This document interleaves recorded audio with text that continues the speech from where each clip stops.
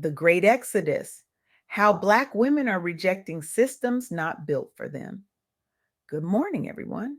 Today, I'm deeply honored to share transformative insights from my recent conversation with Dr. Sheila Robinson, a visionary researcher, fearless advocate, and one of the most influential voices reshaping our understanding of leadership in America today. Dr. Robinson's groundbreaking work has not only illuminated the hidden barriers facing Black women in professional spaces, but has fundamentally challenged the very metrics by which we measure progress and success in our society. Her research doesn't just document disparities, it maps revolutions. And what she shared with me wasn't just eye opening, it was world shifting. When I first sat down with Dr. Robinson, I expected to hear familiar narratives about resilience in the face of discrimination.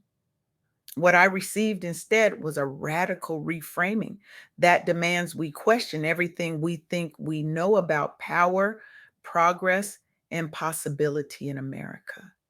We've all heard the statistics about Black women leaving corporate America in unprecedented numbers. The conventional narrative frames this as a problem to be solved, a failure of inclusion, a lack of mentorship, a pipeline issue. But Dr. Robinson's research reveals something far more revolutionary happening beneath the surface.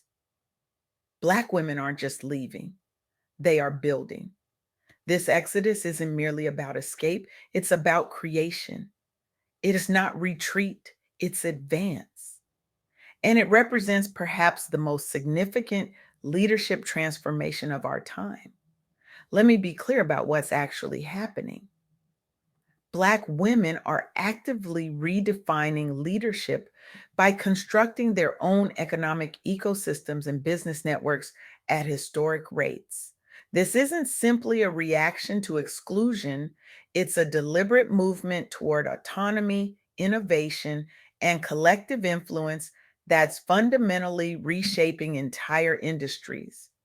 The data Dr. Robinson shared is staggering. Black women owned businesses have surged by an astonishing 32.7% from 2019 to 2023. We're now looking at over 2 million businesses generating $118 billion annually. These aren't side hustles or small scale operations, they're transforming technology, wellness, professional services, and community innovation across America. And this is happening despite, or perhaps because of, the collapse of DEI initiatives in both public and private sectors that has disproportionately impacted Black women's employment prospects. Rather than accepting defeat, many are leveraging this adversity into entrepreneurship and freelance leadership roles. They're advancing on their own terms, by their own metrics, toward their own visions of success. Consider the story of Sherelle Parker, elected mayor of Philadelphia in 2023, the city's first Black woman mayor. But as Dr. Robinson emphasized, Parker's significance goes far beyond symbolic representation. Parker faced entrenched political opposition and widespread skepticism about her ability to address crime and economic disparity. The whispers followed her everywhere: too young, too idealistic, too female, too Black. The system wasn't designed for her success. But Parker didn't just navigate the system, she transformed it.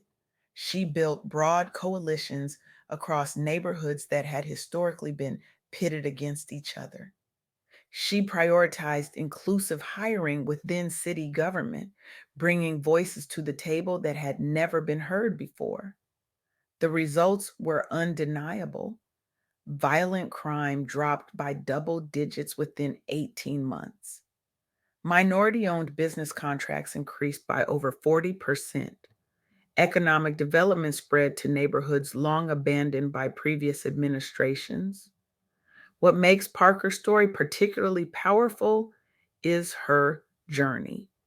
Raised by her grandmother after losing her mother at age 11, she overcame poverty through education before rising through local politics. She became the first female majority leader on the city council and championed wage equity ordinances long before becoming mayor. As Dr. Robinson told me, Parker didn't just break a ceiling, she built a new room. This pattern repeats across sectors.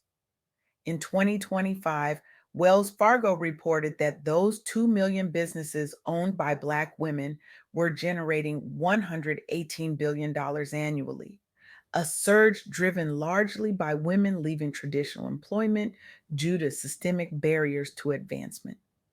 These women face persistent exclusion from executive roles. They witnessed the collapse of DEI policies that removed even minimal workplace protections. Their response?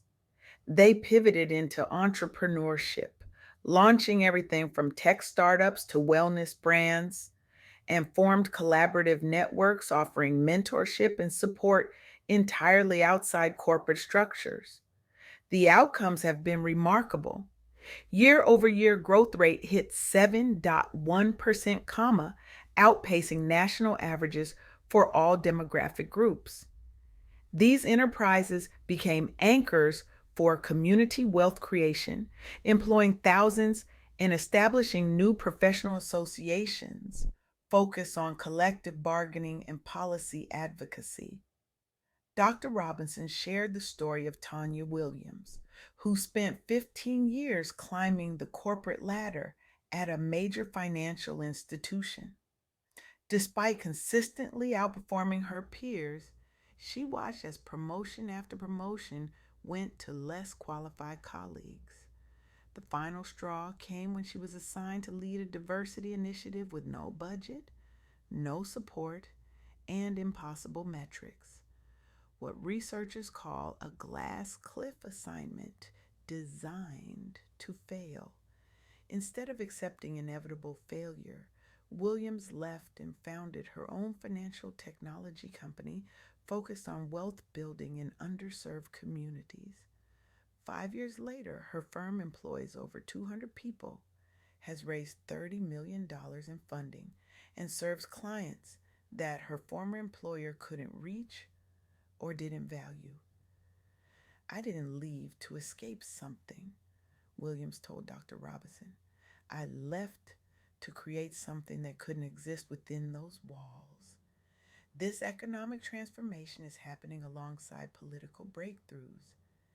Angela Elsa Brooks from Maryland and Lisa Blunt Rochester from Delaware made history as the first two Black women serving simultaneously in the U.S. Senate beginning July 2025. Both navigated careers filled with underrepresentation and skepticism.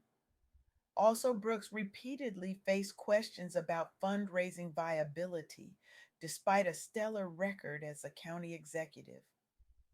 Blunt Rochester confronted persistent doubts about her electability outside majority minority districts, despite her broad policy expertise. Each built diverse coalitions across racial and gender lines while championing issues like healthcare equity and criminal justice reform rooted in lived experience relevant to marginalized communities. Their electoral victories shattered long-standing glass ceilings and inspired a wave of younger candidates nationwide. Yet their presence, while historic, also highlights persistent gaps. As no state has yet elected a Black woman governor, nor has the Black woman held federal executive office. The journey remains unfinished. What Dr. Robinson helped me understand through these examples is that we're witnessing something more profound than individual success stories. We're seeing the emergence of a new leadership paradigm, one that doesn't wait for permission or invitation. For generations, we've measured advancement by counting how many people from underrepresented groups make it into existing power structures. We celebrate the first Black woman CEO, the first Latina senator, the first Asian American governor. These milestones matter. Representation matters. But what if the most revolutionary act isn't joining existing systems, but creating entirely new ones? What if true progress isn't measured by how many seats at the table are occupied by diverse leaders, but by how many new tables are being built? This perspective forces us to reconsider how we define success and progress. It suggests that sometimes walking away from systems that weren't designed for your success isn't failure. It's strategic, it isn't retreat, it's advance. For Black women in particular, this reframing is powerful. After generations of being told to work twice as hard for half as much, many are choosing to work entirely for themselves. After being told to lean into systems that consistently undervalue their contributions, many are building systems that center their expertise and experience. This isn't just about individual economic empowerment, it's about collective transformation. When Black women build businesses, they're more likely to hire diverse teams.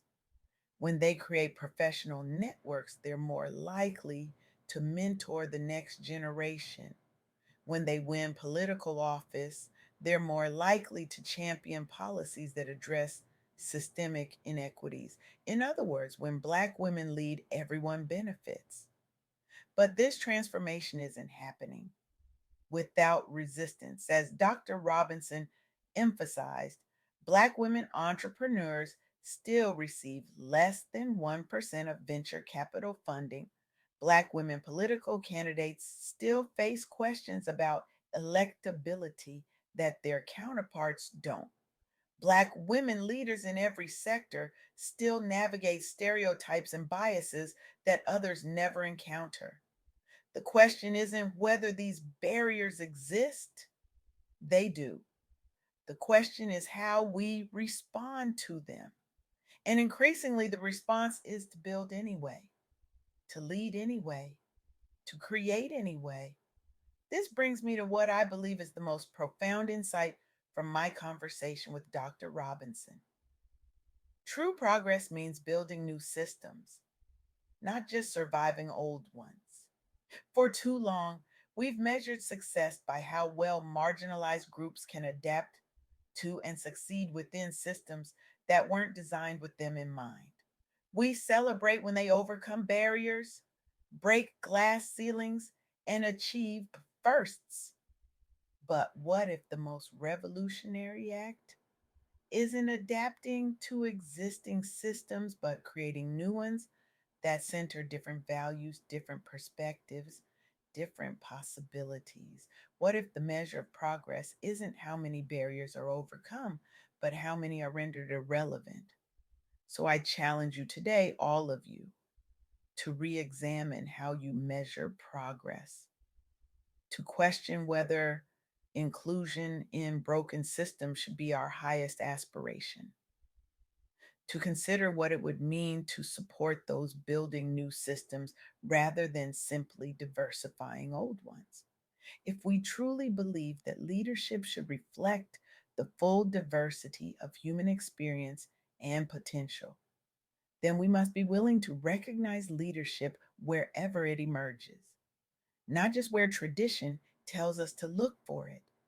We must ask ourselves, are we investing in Black women's visions or merely celebrating when they succeed despite the odds? Are we creating pathways for the next generation or merely documenting the exceptional few who manage to break through? And most importantly, what would our world look like if we valued creation as much as inclusion?